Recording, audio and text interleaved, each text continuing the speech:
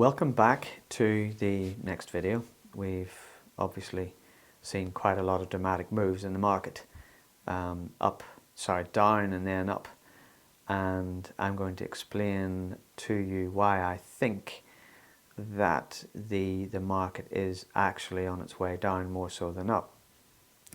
And this video is going to be broken up into two sections. What I'm going to talk about in this particular video is more of the institutional aspect of what's really going on in this market behind the scenes that the average investor is really not aware of, or at least the truth is being obfuscated from the investor. And because this is really all about liquidity or lack thereof, what's going on at the moment. And we're going to cover basically where the market participants wrongly think that there's a $3 trillion rescue package, basically the Fed put, which I'm going to show is not really the case. So therefore it is, in my view, a potentially mistaken belief that this market is going to skyrocket to the moon, because let's face it, 3 trillion is 3/4 of the 4 trillion that the Fed busily put on in its bond buying QE stage for 10 years, and all of a sudden with this virus we have within this period of 3 months, as I said, 3/4 of what took the US Fed to build up over 10 years. So this money is not actually going into the stock market, and I'm going to show why it's not going into the stock market on that basis. So if we have a look at the nets, basically the thing is, with anything, you have to follow the money. Now with the CARES Act, which is the legislation that Congress, the Senate and the President approved, it was 2.3 trillion that was going into the economy in general. But wait on a minute, we've heard figures of 6 trillion and 7 trillion, so where's the rest? Okay, let's follow the money. So this is all about this baby here, FEMA, Foreign and International Monetary Authority. Now basically what this is all about is, this is where a great portion of the missing 3.5 trillion, 3.7 trillion is hiding, and where the grannies, in inverted commas, of the stock market seem to think that this is a 3 trillion money Fed put that's going into the market. Well, it's not, because as we'll see later in the video, when we start going into deeper into this is really a rescue package for the US dollar as reserve currency. But first of all, I digress. What I want to do is I want to show why we have a bit of a smokescreen, and go through what the 2.3 trillion is first of all before we go into the 3.7 trillion. As you can see from this particular slide here, individuals get a total of 560 billion. Over half of that is the pay that each individual in the United States who's paid taxes, a citizen, etc., gets. $1,200, and I think it's $400 or $500 per child after that. So you're talking about up to three grand more, possibly more, for a family. Now there are other benefits to that, to make sure that entitlements, etc., are kept up to speed. So that's the individual aspect of it. Now the big corporations receiving 500 billion, much of that is in tax credits with payroll tax deferment, etc., like that, but it's effectively loans. They have to be paid back either through tax or through the process of paying it off gradually. Whether or not these loans get forgiven, that's another issue, and that's for the future. The small businesses get 377 billion. Again, this is to do with payroll tax, other tax benefits, etc., and small business loans that are payable back over time to keep employees on the payroll. Then we've got state and local governments, nearly 340 billion, and that's basically been to cover such things as, I suppose, the state responsibility for testing for the virus and whatnot, and public health is similar as well. So that's where the 2 trillion goes. Now, it's sort of like a detective story. We're looking at a couple of these things to sort of back up what's really happening.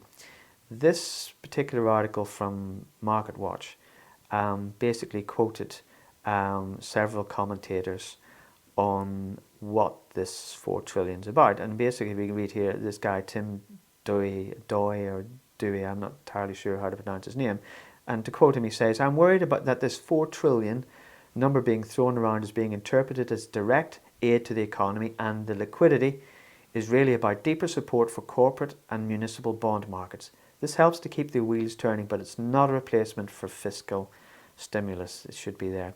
And then Nicholas Carlson, excuse me, the coronavirus aid bill will include a one-time 3,000 payment for families and 4 trillion, here we are, and 4 trillion for Fed to support the nation's economy. So, okay, what are we talking about? Well, we read further down the article, emerging from a meeting with Mnuchin on Saturday, Senate Banking Committee Chairman Mike Crapo, an Idaho Republican, told reporters that Congress would appropriate up to $500 billion to the Treasury Department to provide a capital buffer to the Fed, according to the Hill newspaper. Now here's the kicker. The central bank would be able to lend multiples of any buffer, with Mnuchin having put the estimate at 4 trillion. So now what we do is we come back here, we come back to this particular slide here. And this is why the 4 trillion had to be supplied. This is from the Congress, this is from the Congress department. Basically what we can see is the Fed central bank swap usage. We can see back in 2008 the massive spike with the demand for US dollars and swaps was huge. We can see the spike in the euro side of things, and we could see that there was a major side of things that went on for the COVID-19 virus.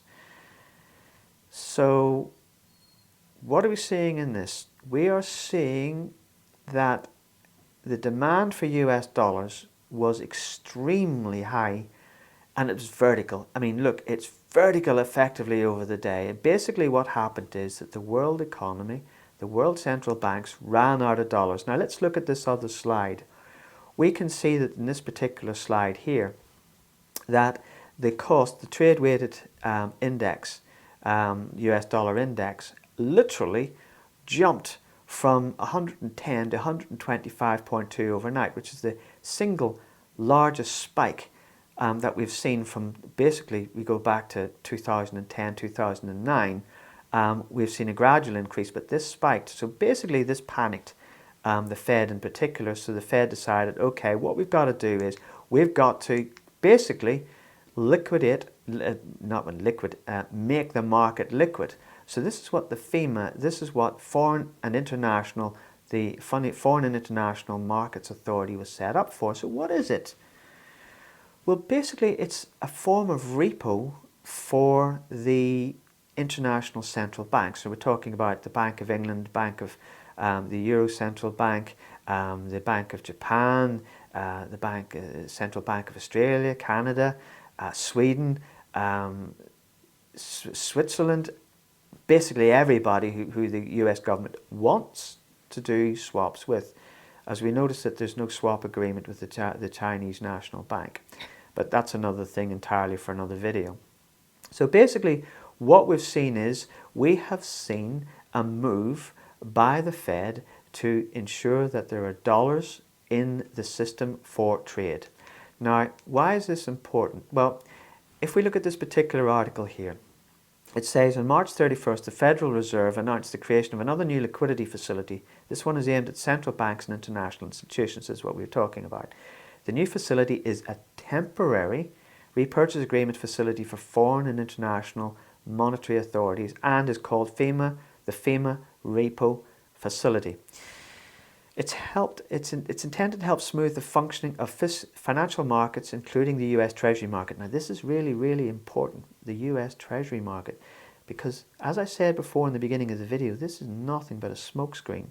The 2.3 trillion just happened to be money that was provided because of the virus and the emergency and the lockdown and loss of industry and loss of everything else. And it's welcome in many ways, but it's not what the majority of the money was being used for, Because if we look at the next slide, what we can see is, look at the parts and quote, the FEMA repo facility reduces the need for foreign central banks to sell their Treasury securities outright and into illiquid markets to raise US dollars. This should help prevent disruptions to the Treasury market and upward pressure on yields. So basically what we're seeing here is that the US dollar is, the Fed and the government is absolutely determined to make sure that interest rates don't spike, because there are so many financial derivatives, etc. If the interest rates spiked on the basis of the international central banks basically selling treasuries, forcing yields up to get US dollars, number one, the US dollars start draining out of the system and the trade-weighted dollar index goes through the roof. The other central banks start competing for dollars, and what we see is a massive spike in the interest rates. And we've seen before, if we actually have a look at the Fed rate before, we can see that from this particular graphic, that when the rates tend to spike towards 3%, then we have, the market has hissy fits. And we see that the high of the US Fed rate, the 10-year note especially, where pain is being felt by the financial markets, is actually been lowering. Now this is a warning sign to say that the market is so leveraged that any increase as more debt is piled on is causing a negative effect. And basically, well, when I say negative effect, it means that companies and borrowers and heavily leveraged mutual funds and money market funds are having great difficulty getting dollars when these rates increase.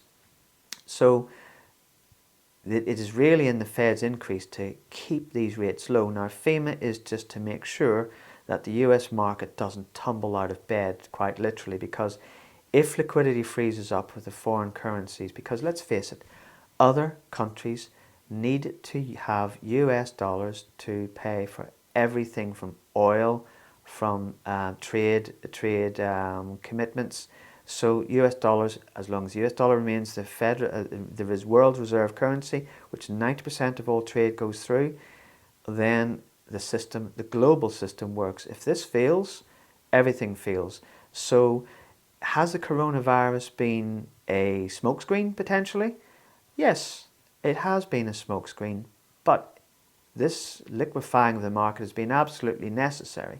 So what I'm going to do in the next video is I'm going to examine what the market is actually doing as far as the private individuals are concerned, and why I do believe that there is not going to be a rebound, there's not going to be a bounce back to the high levels that we've seen in the Dow and the S&P beforehand. So I think we've got significant resistance around the 24.4 to 24.7 level, and every time it tries to touch on that in a technical basis, it's not getting through. But there are factors for that. So that's some of the background of the institutional side of things. So from there we'll go forward, and I'll see you in the next video. Thank you and bye.